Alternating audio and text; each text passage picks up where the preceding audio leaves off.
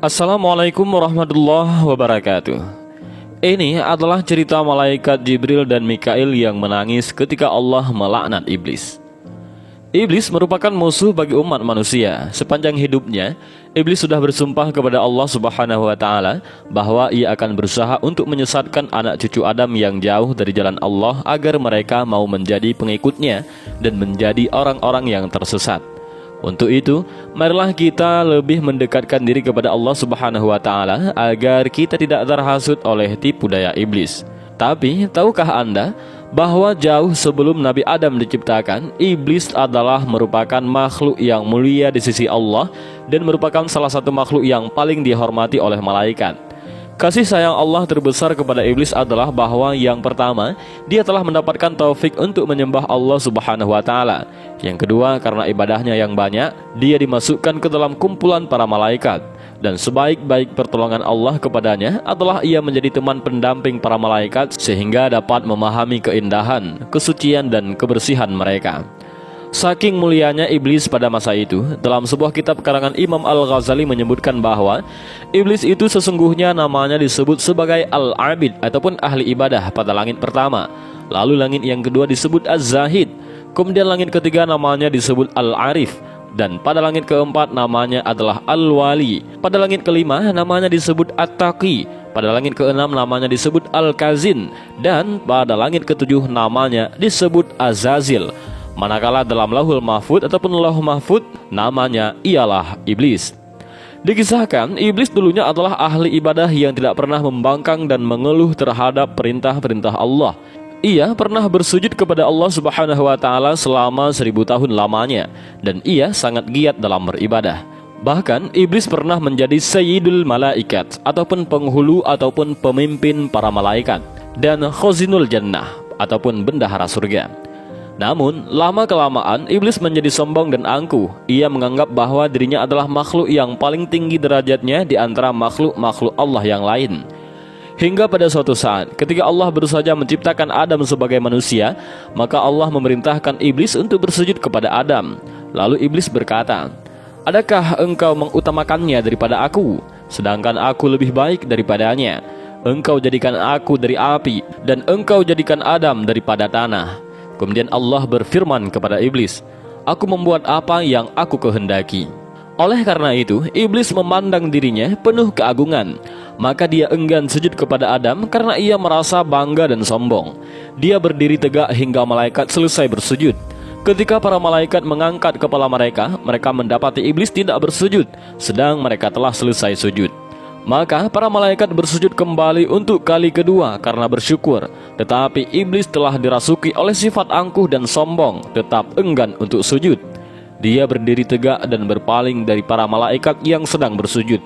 Dia tidak ingin mengikuti mereka dan tidak pula dia merasa menyesal atas pembangkangannya terhadap Allah Subhanahu wa taala. Kemudian Allah merubahkan mukanya pada asalnya yang sangat indah cemerlangan ke bentuk hina yang menyerupai babi hutan. Allah membentuk kepalanya seperti kepala unta, dadanya seperti daging yang menonjol di atas punggung. Wajah yang ada di antara dada dan kepala itu seperti wajah kera. Kedua matanya terbelah pada sepanjang permukaan wajahnya. Lubang hidungnya terbuka seperti cerek tukang bekam. Kedua bibirnya seperti bibir lembu. Taringnya keluar seperti taring babi hutan dan janggut terdapat sebanyak 7 helai. Setelah itu Allah mengusirnya dari surga, bahkan dari langit, dari bumi dan ke beberapa jazirah. Dia tidak akan masuk ke bumi melainkan dengan cara sembunyi. Allah melaknatnya hingga hari kiamat karena dia menjadi kafir. Meski iblis pada sebelumnya sangatlah indah cemerlang rupanya, mempunyai sayap 4, banyak ilmu, banyak ibadah, serta menjadi kebanggaan para malaikat dan pemukanya, dan dia juga pemimpin para malaikat karubiyun dan banyak lagi, tetapi semua itu tidak menjadi jaminan sama sekali baginya. Ketika Allah membalas tipu daya iblis, maka menangislah malaikat Jibril dan Mikail. Lalu Allah Subhanahu wa taala berfirman kepada para malaikat, "Apakah yang membuat kamu menangis?" Lalu mereka menjawab, "Ya Allah, kami tidaklah aman dari tipu dayamu." Kemudian Allah kembali berfirman kepada malaikat, "Begitulah aku, jadilah engkau berdua tidak aman dari tipu dayaku." Setelah diusir dari surga, maka iblis berkata, "Ya Tuhanku, Engkau telah mengusir aku dari surga disebabkan Adam. dan aku tidak menguasainya melainkan dengan penguasaanmu. Lalu Allah berfirman pada iblis, engkau dikuasakan atas dia, yakni atas anak cucunya, sebab para nabi adalah maksum. Berkata lagi iblis, tambahkanlah lagi untukku. Allah berfirman, tidak akan dilahirkan seorang anak baginya kecuali tentu dilahirkan untukmu dua padanya. Berkata iblis lagi, tambahkanlah lagi untukku. Lalu Allah berfirman, dada-dada mereka adalah rumahmu, engkau berjalan di sana sejalan dengan peredaran darah. Berkata iblis lagi, tambahkanlah lagi untukku. Maka Allah berfirman lagi yang bermaksud, dan kerahkanlah terhadap mereka pasukan berkuda dan pasukan yang jalan kaki. Artinya, mintalah tolong menghadapi mereka dengan pembantu-pembantumu, baik yang naik kuda maupun yang berjalan kaki. Dan berserikatlah dengan mereka pada harta, yaitu mendorong mereka mengusahakannya dan mengarahkannya ke dalam haram. Dan pada anak-anak, yaitu dengan menganjurkan mereka dalam membuat perantara mendapat anak dengan cara yang dilarang, seperti melakukan senggama dalam masa haid, berbuat perkara-perkara syirik mengenai anak-anak itu dengan memberi nama mereka Abdul Uzza, menyesatkan mereka dengan cara mendorong ke arah agama yang batil, mata pencarian yang tercelah, dan perbuatan-perbuatan yang jahat, dan berjanjilah mereka. Hal ini juga disebutkan dalam surah Al-Isra ayat 64 yang artinya, dan hasutlah siapa yang kamu sanggupi di antara mereka dengan ajakanmu, dan kerahkanlah terhadap mereka pasukan berkuda dan pasukanmu yang berjalan kaki, dan berserikatlah dengan mereka pada harta dan anak-anak, dan berjanjilah mereka, dan tidak ada yang dijanjikan oleh syaitan kepada mereka melainkan tipu daya belaka. Al-Quran Surah Al-Isra ayat 64. Sebelum iblis dilaknat, iblis pernah melakukan tugas-tugas mulia yang diperintahkan oleh Allah Subhanahu wa Ta'ala kepadanya, yaitu yang pertama, iblis sebagai penjaga surga dalam kurun waktu 40.000 tahun. Yang kedua, iblis pernah hidup bersama bergabung dengan malaikat selama 80.000 tahun. Yang ketiga, iblis diangkat menjadi penasehat malaikat selama 20.000 tahun. Yang keempat, iblis menjadi pemimpin malaikat Karabiyun dalam waktu 30.000 tahun. Dan yang kelima, iblis melakukan tawaf mengelilingi Arash bersama para malaikat dalam waktu 14.000 tahun. Jadi, keseluruhan iblis beribadah melakukan semua perintah Allah dalam kurun waktu 185.000 tahun lebih. Selama dalam ibadahnya seperti kita umat Islam melakukan sholat, puasa, tawaf dengan para malaikat, yaitu mengelilingi Baitul Ma'mur di Arash. Iblis tidak merasa lelah dan mengeluh dalam menjalankan perintah Allah yang mulia ini. Iblis menjalankan dengan ikhlas, tidak ada niat apapun kecuali karena Allah semata. Pada masa itu, malaikat dan lainnya memberi gelar kepada iblis Al-Aziz, yaitu makhluk Allah yang termulia. Ada yang memberi gelar Azazil, yaitu panglima besar malaikat. Menurut kitab Tafsir Munir dan Sawi, iblis beribadah pada Allah Subhanahu wa Ta'ala dalam masa 80.000 tahun, tawaf di Baitul Ma'mur dan Arash selama 14.000 tahun. Oleh karenanya, di langit pertama sampai ke-7 iblis begitu dihormati oleh para malaikat. Malaikat di penjuru alam semesta, dari bumi, langit, Baitul Ma'mur, Arash, dan sebagainya, mereka semua menghormati pada iblis sebagai makhluk Allah yang terhormat dan termulia. Sehingga bila iblis lewat di depan para malaikat, maka malaikat menghormati pada iblis, bagaikan penghormatan prajurit kepada komandannya, pengawal istana pada rajanya, sehingga terhormatlah nama iblis di penjuru alam semesta. Namun sayang, di Lauhul Mahfuz, tulisan iblis terselubung rapi, tidak satupun makhluk yang tahu kecuali Allah. Tertera Al-Kafir, Al-Mal'un, iblis ingkar dan terkutuk. Dalam sumber lain, iblis pada mulanya bernama Azazil dan tinggal di bumi.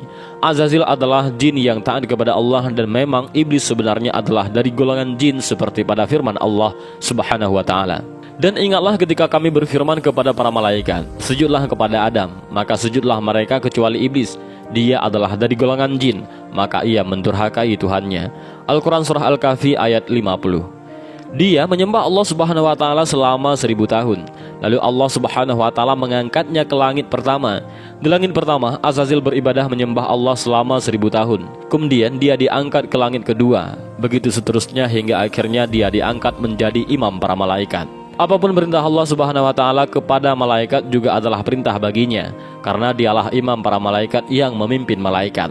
Azazil adalah imam dari seluruh malaikat, Al-Muqarrabun, Imamul Jami'ul Malaikah. Ada riwayat yang menyatakan bahwa Azazil beribadah kepada Allah selama 80.000 tahun dan tiada tempat di dunia ini yang tidak dijadikan tempat sujudnya kehadirat Allah Subhanahu wa Ta'ala. Dalam suatu riwayat menceritakan, malaikat Israfil melihat yang tersurat di Lauhul Mahfud ada tercatat satu suratan yang berbunyi, adanya satu hamba Allah yang beribadah selama 80.000 tahun, tetapi hanya karena satu kesalahan, maka ibadah hamba itu tidak diterima Allah dan hamba itu terlaknat hingga hari kiamat. Maka menangislah Israfil karena bimbang makhluk yang tersurat di Lauhul Mahfud itu adalah dirinya.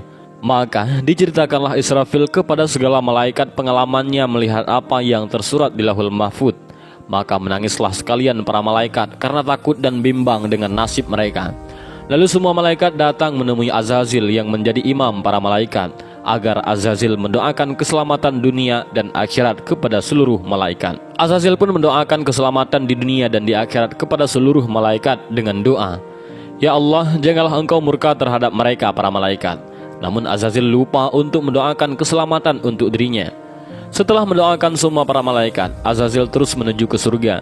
Di atas pintu surga, Azazil terlihat suratan yang menyatakan, ada satu hamba di kalangan hamba-hamba Allah yang muqarrabin yang diperintahkan Allah untuk membuat satu tugasan, tapi hamba tersebut mengingkari perintah Allah, lalu dia tergolong dalam golongan yang sesat dan terlaknat. Lalu Allah menciptakan Adam alaihissalam dan memerintahkan malaikat untuk sujud menghormat kepada Adam.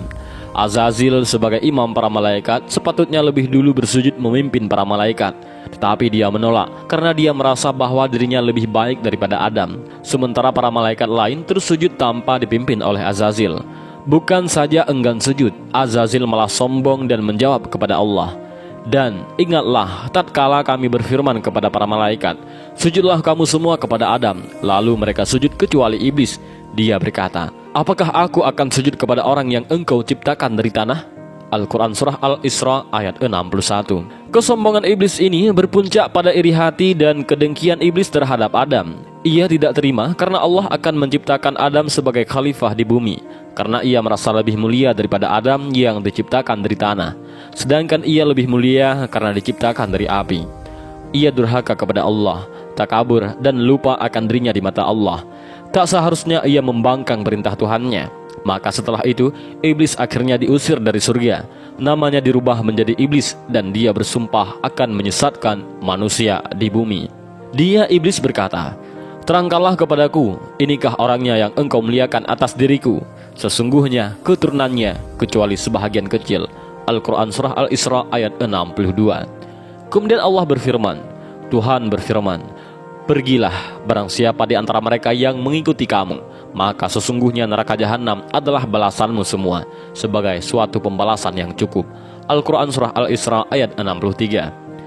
Dan dari kisah ini kita bisa mendapatkan pelajaran bahwa iblis yang dulunya adalah ahli ibadah dan makhluk Allah yang mulia sekalipun bisa menjadi makhluk yang dilaknat oleh Allah Subhanahu wa Ta'ala karena kesalahannya. Dan untuk itu sebaiknya kita menjauhi sifat-sifat iblis seperti sombong, angkuh, iri, dengki, dan yang lainnya, agar kita terhindar dari laknat Allah. Dan mudah-mudahan dari kisah ini kita bisa mengambil beberapa pelajaran dan juga hikmah yang luar biasa. Dan juga mudah-mudahan video ini bermanfaat bagi kita semua. Amin ya rabbal alamin. Wallahu a'lam bissawab. Assalamualaikum warahmatullahi wabarakatuh.